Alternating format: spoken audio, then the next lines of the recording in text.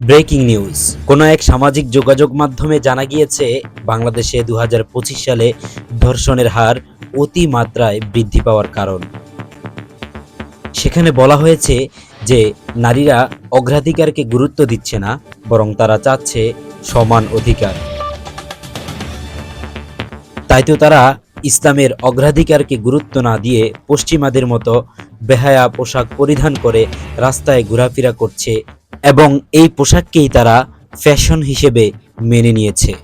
আর এ কারণেই পুরুষ নারীর প্রতি আসক্ত হচ্ছে, আর ধীরে ধীরে এভাবেই ধর্ষণের হার বৃদ্ধি পাচ্ছে। সেখানে সর্বশেষ বলা হয়েছে যে ইসলামকে গুরুত্ব দেওয়া ব্যতীত, ইসলামের অগ্রাধিকারকে গুরুত্ব দেওয়া ব্যতীত এই ধর্ষণ কখনোই বন্ধ হওয়া সম্ভব নয়। সেখানে আরও বলা হয়েছে, যদিও মাদ্রাসার ছাত্রীরা পরিপূর্ণ পর্দার মধ্যে থেকেও ধর্ষণের শিকার হচ্ছে, তবুও আমরা এই বেহায়াদের পোশাককে প্রমোট করতে পারি না।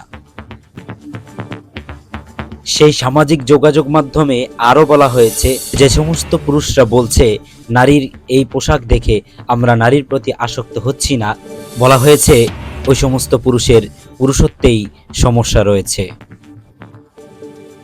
ধন্যবাদ।